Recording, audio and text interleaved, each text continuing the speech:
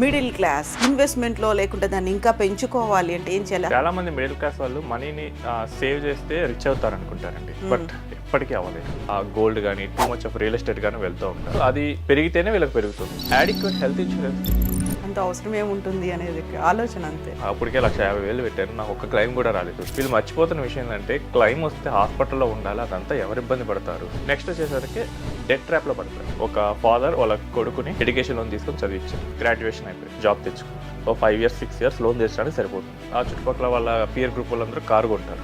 Obviously కొనాలనిపిస్తుంది, so car లోన్కి వెళ్తాడు. మళ్ళీ ఒకటి అయిపోయింది కదా, ఇంకో దానికి వెళ్ళొచ్చు. సో కార్ లోన్ ఒక 3-4 years దొరుకుతుంది. తర్వాత మధ్యలో పెళ్లి, నెక్స్ట్ కొంచెం పర్సనల్ లోన్ వెళ్తారు. ఈసారి ఏంటంటే హౌస్, మధ్యలో పిల్లలు. సో ఇదంతా అయిపోయేసరికి మళ్ళీ పిల్లలు గ్రాడ్యుయేషన్కి వస్తారు. సైకిల్ అక్కడికే వస్తుంది, మళ్ళీ ఎడ్యుకేషన్ లోన్. ఇది ఒక విషవలయం, డెట్ ట్రాప్ అంటారు. ఈ విషవలయంలో నుంచి బయటకు పడాలని అసలు ఆలోచించారు. నమస్తే, నేను Kavitha. Welcome to iDream. Middle class families ఇన్వెస్ట్మెంట్లు, ఆ తర్వాత మనీ మేనేజ్మెంట్లో చేస్తున్నటువంటి తప్పులేంటి, వీటి గురించి మాట్లాడుకుందాం. మనతో పాటుగా ఉన్నారు ఫైనాన్షియల్ ఎక్స్పర్ట్ సాయిరామ్ గారు. సాయిరామ్ గారు, నమస్తే అండి. నమస్తే కవిత. సో మిడిల్ క్లాస్ అనగానే మనకు వచ్చే శాలరీయో లేకుంటే బిజినెసో ఇంకోటో దాన్ని మనం సేవింగ్స్లో పెట్టుకుంటున్నాము. మనీ సేవింగ్ అంతవరకే సరిపోతుంది, అది చాలు అనుకుంటారు. ఇన్వెస్ట్మెంట్లో లేకుంటే దాన్ని ఇంకా పెంచుకోవాలి అంటే ఏం చేయాలి? యాక్చువల్గా చేసే మిస్టేక్స్ ఏముంటాయి మిడిల్ క్లాస్ మైండ్ సెట్ అసలు? చాలా మంది మిడిల్ క్లాస్ వాళ్ళు మనీని సేవ్ చేస్తే రిచ్ అవుతారు అనుకుంటారండి. బట్ ఎప్పటికీ అవ్వలేరు. జస్ట్ సేవింగ్ అనేది ఎప్పటికీ ఎనఫ్ కాదు.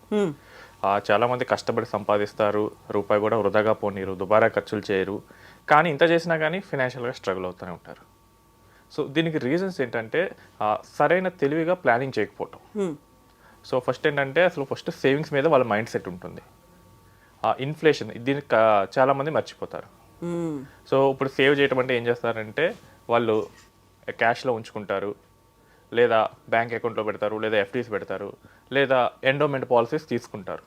సో వీటన్నిటిలో చూస్తేనేమో మనకి రిటర్న్ టిపికల్గా 6% లోపు ఉంటుంది.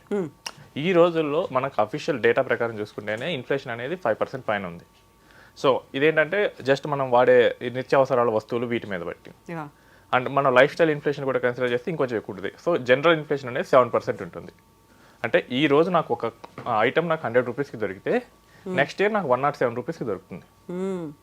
ఇప్పుడు నా దగ్గర 10 lakhs ఉన్నాయి, నేను వేస్ట్ చేయకూడదని చెప్పేసి దాన్ని తీసుకెళ్ళి నేను బీరువాలో పెట్టి తాళం వేసాను.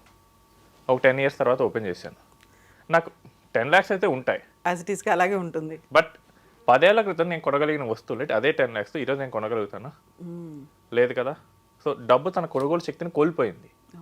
సో దీన్ని పెంచే మార్గాలు వాళ్ళు ఎత్తకుండా ఓకే నాకు సేఫ్గా ఉంది కదా అని చెప్పి చూసి సేఫ్ వాటిలో పెడుతూ ఉంటారు. ఇన్ఫ్లేషన్ ఎఫెక్ట్స్ అయితే కంప్లీట్గా మర్చిపోతారు. సో అప్పుడు ఏమైందంటే వాళ్ళ మనీ చూస్తే పెరిగినా కానీ ఆ పవర్ అనేది తగ్గిపోతూ ఉంటుంది. నెక్స్ట్ వచ్చేసరికి no compounding without investment. So అసలు ముందు సేవింగ్స్కి ఇన్వెస్ట్మెంట్కి తేడా తెలియాలి. సో సేవింగ్స్ అంటే జస్ట్ సేవింగ్ ద మనీ, దాన్ని ఖర్చు పెట్టకుండా జస్ట్ సేవ్ చేయటం మాత్రమే. సో ఎప్పుడైతే మీ మనీ ఇన్వెస్ట్మెంట్కి వెళ్ళిందో అప్పుడు అది డబల్ ట్రిపుల్ అవుతుంది. కానీ ముందు ఇన్వెస్ట్ చేయాలంటే మనీ సేవ్ చేయాలి. చాలామంది ఏం చేస్తారంటే ఫస్ట్ స్టెప్లోనే ఆగిపోతూ ఉంటారు. అసలు ఇన్వెస్ట్మెంట్కి వెళ్ళి ఆ డబుల్ ట్రిపుల్ అవ్వవు. సో ఎప్పుడు మనకి డబుల్ ట్రిపుల్ ఎక్కడ వస్తాయంటే రియల్ ఎస్టేట్లో వస్తాయి, స్టాక్ మార్కెట్లో వస్తాయి, నెక్స్ట్ గోల్డ్, డైమండ్స్, సిల్వర్ వీటిల్లో వస్తాయి. బట్ వీటి మీద అంత ఎక్కువగా పోయినా కానీ రాంగ్ డైరెక్షన్లో వెళ్తూ ఉంటారు. So taking too much of gold కానీ too much of real estate కానీ వెళ్తూ ఉంటారు. సో అప్పుడు ఏమవుద్దంటే ఒకే అసెట్ క్లాస్లో వెళ్ళిపోతూ ఉంటారు. అది పెరిగితేనే వీళ్ళకి పెరుగుతుంది. మనకి మార్కెట్లో ఒక సేయింగ్ ఉంటుంది. సో ఎవ్రీ ఇయర్ కనుక మీరు టాప్ పర్ఫార్మర్ చూసుకుంటే ఒక అసెట్ క్లాస్ అనేది ఎప్పుడూ ఉండదు టాప్లో. ఈ ఇయర్ గోల్డ్ పెరిగితే నెక్స్ట్ ఇయర్ సిల్వర్ పెరగచ్చు, నెక్స్ట్ చూస్తేనేమో రియల్ ఎస్టేట్ పెరగచ్చు, నెక్స్ట్ చూస్తేనేమో గవర్నమెంట్ బాండ్స్ ఇవ్వచ్చు ఎక్కువ, తర్వాత స్టాక్ మార్కెట్ ఇవ్వచ్చు. బట్ మన వాళ్ళు చేసే మోస్ట్ మిస్టేక్ ఏంటంటే మిడిల్ క్లాస్ వాళ్ళు ఒకే అసెట్ క్లాస్ మీద పెట్టేస్తారు. సో మీరు చూడండి 90% ఆఫ్ ద పీపుల్ ఇల్లు కట్టుకోవడానికి మెయిన్ ప్రయారిటీ ఇస్తారు. వాళ్ళ సేవింగ్స్, జీవితకాలం సేవింగ్స్ మొత్తం దాని మీద పెడతారు. సో ఇప్పుడు ఏంటంటే వాళ్ళకి అసెట్ అదే ఉంది, అది పెరిగితేనే వాళ్ళకి రిటర్న్ ఇస్తుంది. సో కాంపౌండింగ్ ఎప్పుడు చేయాలంటే రియల్ ఎస్టేట్లో చేస్తే వస్తుంది, కానీ రియల్ ఎస్టేట్ అనేది ప్రతి ఇయర్ కాంపౌండ్ అవ్వదు. సో వీటన్నిటిలో పెట్టాలి. లేదా ఏంటంటే మనీని తీసుకొని ఎఫ్డీలో పెడతారు. ఎఫ్డీస్లో పెడితే 6 to 7% ఇస్తుంది. ఇంకా వాళ్ళు ఎప్పుడు నెక్స్ట్ స్టేజ్కి మూవ్ అవుతారు. ఇంకోటి ఏంటంటే ఆపర్చునిటీ మిస్ అవుతారు. సో ఏంటంటే టూ మచ్ ఆఫ్ క్యాష్ పెట్టుకుంటారు. So two much of cash పెట్టుకుంటారు, రేపు ఎక్కడైనా సడన్గా చీప్గా దొరికింది కానీ కొంటారు భయంతో, అక్కడే ఆగిపోతారు. అమ్మో నాకు ఏదైనా అవుతుందేమో అని చెప్పేసి. మళ్ళీ రిటర్న్స్ ఎలా ఉంటాయో, ప్రాపర్గా ఇన్వెస్ట్ చేస్తున్నామో లేదో. ఇంకోసారి ఏంటంటే దీనికి రివర్స్ జరుగుతుంది. టూ మచ్ రియల్ ఎస్టేట్లో పెట్టిన వాళ్ళకి ఏంటంటే క్యాష్ ఉండదు. సో ఏంటంటే వాళ్ళకి నిజంగానే ఆపర్చునిటీ దొరికినా కొంటారు. సో ఒకటి ఏంటంటే టూ మచ్ క్యాష్ పెట్టుకుంటారు, ఇంకోటి ఏంటంటే టూ మచ్ రియల్ ఎస్టేట్లో పెడతారు. ఈ రెండు వాళ్ళకి ఆపర్చునిటీస్ని మిస్ చేస్తారు. ఒకరేమో భయంతో మిస్ చేస్తారు, ఇంకొకరేమో క్యాష్ లేక మిస్ చేస్తారు. సో అది కాకుండా ఇది కాకుండా మధ్యలో ఉండాలి. సో క్యాష్ అనేది కొంత పర్సెంటేజ్ వరకు పెట్టుకోవాలి, మిగతా అన్నీ మనకి లిక్విడ్ అసెట్స్ లేదా కొంచెం నాన్ లిక్విడ్ అసెట్స్లో పెట్టుకోవాలి. సో అది మిస్ చేస్తూ ఉంటారు. నెక్స్ట్ వచ్చేసరికి ఒక ప్రొఫెషనల్ గైడెన్స్ తీసుకోరు. ఓకే. సో ఇది వాళ్ళకి తెలియని సబ్జెక్టు. సో లాస్ట్ మనం హోమ్ లోన్ వీడియో చేసాం. అవును. సో నాకు తెలిసి ఫేస్బుక్లో 1 million+ రీచ్ వెళ్ళింది. సో చాలామంది నాకు కాల్ చేస్తున్నారు. చాలామంది చెప్పే విషయం ఏంటంటే నేను అన్నీ బాగానే ఆలోచిస్తానండి కానీ ఈ ఒక్క విషయంలో తప్పు చేశాను. సో ముందే పోయి గైడెన్స్ ఎవరి దగ్గర తీసుకుంటే ఈ ప్రాబ్లం వచ్చేది కాదు కదా. ట్రూ. సో చాలామంది చెప్తుంటారు సాఫ్ట్వేర్ ఇంజనీర్ చేశారు, పోలీస్ డిపార్ట్మెంట్ వాళ్ళు చేశారు, నెక్స్ట్ ఎంటర్ప్రెన్యూర్స్ చేశారు. సో అందరు కామన్గా ఇదే. నేను ఎప్పుడు చేయలేదండి మిస్టేక్, కానీ ఒక్క దాంట్లోనే ఇరుక్కుపోయానండి అంటున్నారు. ఒక్కటే ఎఫెక్ట్ చూపిస్తుంది ఇంకా. అది కూడా ఏంటంటే 2021, 2022లో లోన్ తీసుకున్నారు, అక్కడ 6-7% ఉంది. విత్ 2% ఇంక్రీజ్ అవడంతోనే మొత్తం మారిపోయింది. సో అది ముందే కరెక్ట్గా అడ్వైస్ తీసుకుంటే ఇంత ప్రాబ్లం వచ్చేది కాదు. సో లేదా ఎక్కడ తీసుకుంటారంటే అసలు ఈ రంగంలో ఎక్స్పర్ట్ కాని వాళ్ళ దగ్గర తీసుకుంటారు.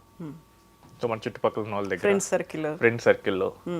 సో కేసు చెప్తాను. ఇది రాజమండ్రి నుంచి ఒక పర్సన్ కాల్ చేశారు. సో దుబాయ్లో ఇన్వెస్ట్ చేశారంట గోల్డ్ కంపెనీస్లో, గోల్డ్ మైనింగ్ కంపెనీస్లో. అసలు ఏం చేస్తుంది ఆ కంపెనీ, ఏం చేస్తుంది, అసలు లాభాలు ఎలా వస్తాయి ఏమి అనలైజ్ చేయలేదు. ఫ్రెండ్ చెప్పారు. తీరా చూస్తే అది ఫ్రాడ్. సో ఎవరి దగ్గర గైడెన్స్ తీసుకుంటున్నాం, వాళ్ళకి ఏంటి ఎక్స్పీరియన్స్, అది కంప్లీట్గా మిస్ అవుతారు. వాళ్ళ బ్యాక్గ్రౌండ్ తెలియదు, ఏమీ తెలియదు, ఇన్వెస్ట్ చేసేయడం. అంటే ఇన్వెస్ట్ ఇప్పుడు మనం ఫర్ ఎగ్జాంపుల్ మనం ఏదైనా డాక్టర్ దగ్గరికి వెళ్తామండి, ఆ డాక్టర్ కొంచెం పెద్ద డాక్టర్ లేదా ఆర్ఎంపీ డాక్టర్ మనం మొత్తం చూస్తాం కదా. ట్రూ. సో పేరున్న డాక్టర్. సో మనీకి వెళ్ళినప్పుడు కూడా అడ్వైజర్స్ మనీ డాక్టర్స్ లాగే. సో అక్కడ కూడా వెతకాలి. సో అది మిస్ అవుతారు. అదేంటంటే తెలిసిన వాళ్ళ మీద వెళ్తారు. ఇంకోటి ఏంటంటే ఫెమిలియారిటీ బయాస్ పట్టుకుంటారు. ఇదేంటంటే నాకు తెలిసిందే రిటర్న్ ఇస్తుంది, అదే కరెక్ట్, అదే ఆలోచన. ఇప్పుడు నాకు ఈ ప్రాపర్టీ నాకు బాగా తెలుసు అంటే ఇదే రిటర్న్ ఇస్తుంది, అంటే మిగతా ఏ ప్రాపర్టీస్ ఇవ్వవు అనుకుంటారు. లేదా ఒక స్టాక్ బాగా తెలుసు, అదే రిటర్న్ ఇస్తుంది. సో దీన్ని ఫెమిలియారిటీ బయాస్ అంటే వాళ్ళకి తెలిసిన విషయాన్నే మోర్ రిటర్న్ ఇచ్చే దానిలాగా వాళ్ళు ఊహించుకుంటారు. ఎక్స్పోజర్ అనేది పెంచుకోకపోవడం వల్ల, ఏమేమి ఉన్నాయి ఫీల్డ్స్ అనే దాంట్లో అవగాహన పెంచుకోకపోవడం. ఇప్పుడు గ్లోబల్గా మనకు నాలెడ్జ్ తీసుకుంటే కనుక దీనికన్నా ఇంకా 2-3 ఉన్నాయి, అప్పుడు మనం తెలుసుకుంటే సరిపోతుంది. బట్ వాళ్ళ నాలెడ్జ్ని లిమిటెడ్ చేసుకుంటారు. ఇది మనకి ఇప్పుడు చూస్తే 50sలో ఉన్న వాళ్ళ ఎక్కువ కనిపిస్తుంది. వాళ్ళు చిట్స్లో ఎక్కువ పెడతారు. వాళ్ళకు ఉన్న ఎక్స్పోజర్ ఏంటంటే ఒకటి real estate, 2 gold, 3 chits. So వాళ్ళకి 3 ఉన్నాయి. సో ఇదేంటంటే వాళ్ళకి ఎక్స్పోజర్ని లిమిట్ చేసుకున్నారు ఈ 3టికి. సో ఫెమిలియారిటీ వల్ల ఆ 3లోనే పెడతారు ఏది పెట్టినా కానీ. కొంచెం రీసెర్చ్ చేసి తెలుసుకుంటే కనుక ఇంకా ఏమున్నాయి ఈ 3 కాకుండా ఇంకా రిటర్న్ ఎలా వస్తాయి, మనకి బెటర్గా ఎలా అవుతుంది. సో దీన్ని మిస్ చేస్తూ ఉంటారు. ఫైనాన్షియల్ గైడెన్స్ ఎలా తీసుకోవాలి అనేది ఇంకా అవగాహన రాలేదు. అవగాహన చాలా రాలేదు. సో అవగాహన రాలేదు, సో మనకు తెలియదు అన్నప్పుడు తీసుకోవాలి. సో అది మిస్ చేస్తూ ఉంటారు. నెక్స్ట్ ఏంటంటే యాడిక్వేట్ హెల్త్ ఇన్సూరెన్స్ తీసుకోరు. సో తీసుకున్నావా 5 lakhs తీసుకున్నావా 10 lakhs తీసుకున్నావా, సో అది చాలు ఇక. సో మెడికల్ బిల్స్ ఏమో 10 lakhs దాటితే ఎలా అంటే 10 lakhs ఎప్పుడు వస్తుంది అంటారు. అంత అవసరం ఏముంటుంది అనేది ఆలోచన అంతే. సో బట్ తీరా డేటా చూస్తే తెలుస్తుంది. సో ఈ మేజర్ హాస్పిటల్స్ వాళ్ళకి డైలీ 10 lakhs ఎబో బిల్స్ బాగానే వస్తుంటాయి. సో ఆ ఒక్కటి నాకెందుకు వస్తుంది అనుకుంటారు. అండర్ ఎస్టిమేటింగ్ ద ఎక్స్పెన్సెస్ అంటారు. సో మనకు మెడికల్ కాస్ట్ ఎలా పెరుగుతుంది వీటేంటి ఏమి చూడరు. ఇంకోటి ఏంటంటే 3-4 ఏళ్ళు క్లైమ్ ఏమీ రాలేదనుకోండి, ఇంక ఈ పాలసీ నాకు అక్కర్లేదేమో అంటే రెన్యువల్ ఎందుకు చేయించాలి, ఊరికి అనవసరంగా నేను 30,000 పెడుతున్నాను సంవత్సరానికి. సో అప్పటికే 150,000 పెట్టాను, నాకు ఒక్క క్లైమ్ కూడా రాలేదు. వీళ్ళు మర్చిపోతున్న విషయం ఏంటంటే క్లైమ్ వస్తే హాస్పిటల్లో ఉండాలి, అదంతా ఎవరు ఇబ్బంది పడతారు. సో అది మర్చిపోతారు. అప్పటికప్పుడు డబ్బులు కావాలంటే ఎన్ని అవస్థలు, డబ్బులు తర్వాత సంగతి తర్వాత అండి. సో ఇప్పుడు హాస్పిటలైజ్ అవ్వాలంటే ఎవరైనా హాస్పిటల్లో జాయిన్ అవ్వాలని కోరుకుంటారా? హెల్త్ ఇన్సూరెన్స్ కట్టే వాళ్ళు చాలా మంది చూస్తున్నారు, క్లెయిమ్ రాలేదని చెప్పి ఆపేస్తారు. ఆ తర్వాత ఒక 1 or 2 yearsలో క్లైమ్ వస్తుంది. సో అండర్ ఎస్టిమేట్ చేస్తారు. ట్రూ. నెక్స్ట్ వచ్చేసరికి డెట్ ట్రాప్లో పడతారు. సో ఇది చిన్న శాంపుల్ చూస్తాం. సో ఒక ఫాదర్ వాళ్ళ కొడుకుని ఎడ్యుకేషన్ లోన్ తీసుకొని చదివించారు. ఓకే.